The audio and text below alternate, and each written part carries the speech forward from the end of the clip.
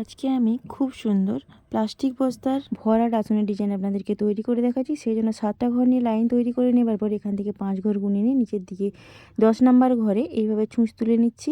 তারপর আবার এখান থেকে 5 ঘর গুনে নিয়ে 7টি ঘর নিয়ে লাইন তৈরি করছি।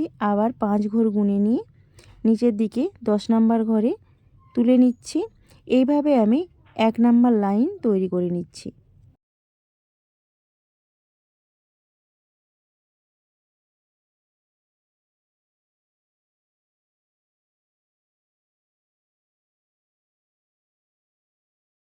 2 নাম্বার লাইন যখন তৈরি করব, যেখানে 7 ঘর নিয়ে লাইন তৈরি করেছিলাম সেখানে 6 ঘর নিয়ে লাইন তৈরি করছি, এবং যেখানে 1 ঘর নিয়ে লাইন তৈরি করেছিলাম সেই 1 ঘরের মধ্য দিয়ে আমি ছুঁচটা নিয়ে আসছি। এইভাবে আমি 2 নাম্বার লাইন তৈরি করছি। 3 নাম্বার লাইন তৈরির ক্ষেত্রে 6 ঘর নিয়েছিলাম, যেখানে 5 ঘর নিচ্ছি, এবং 1 ঘর যেখানে নিয়েছিলাম তার নিচে 2 ঘর নিয়ে লাইন তৈরি করে আমি 3 নাম্বার লাইন শেষ করে নিচ্ছি।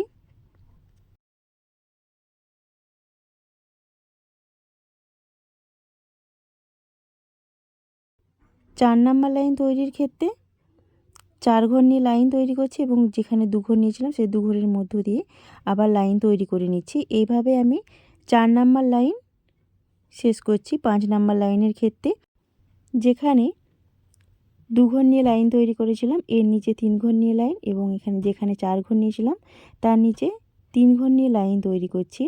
এইভাবে 5 নাম্বার লাইন শেষ করছি। 6 নাম্বার লাইনের ক্ষেত্রে এখানে যে 3 ঘর নিয়ে লাইন তৈরি করেছিলাম এর মধ্য দিয়ে ছুঁচটা নিয়ে আসবো, এবং যেখানে 3 ঘর নিয়ে লাইন তৈরি করেছিলাম সেখানে 2 ঘর নিয়ে লাইন তৈরি করব। এইভাবে আমি 6 নাম্বার লাইন শেষ করব।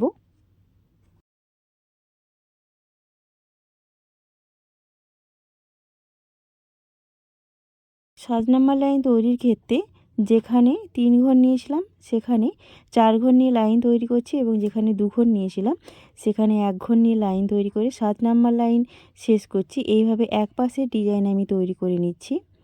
দ্বিতীয় পাশের যখন ডিজাইন তৈরি করব, এখান থেকে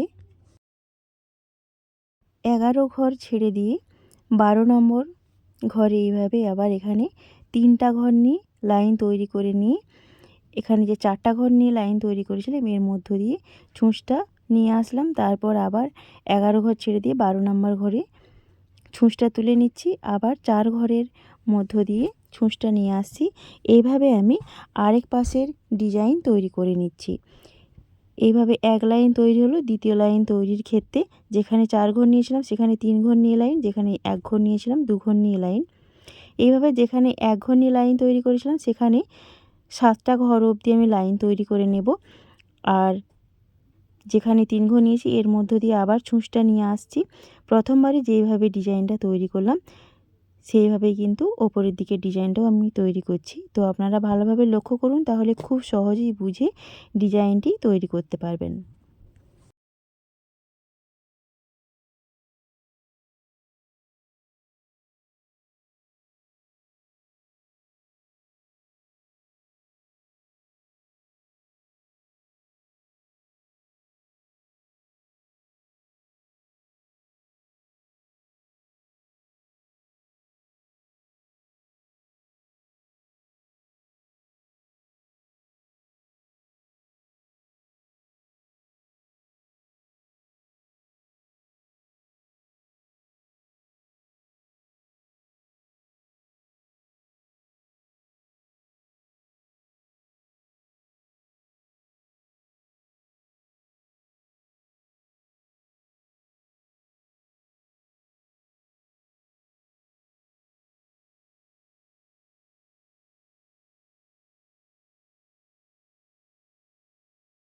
এইভাবে গোলাপি রঙের উল দিয়ে একটা ফুল সম্পূর্ণ হবার পর আমি টিয়া কালারের উল নিয়েছি।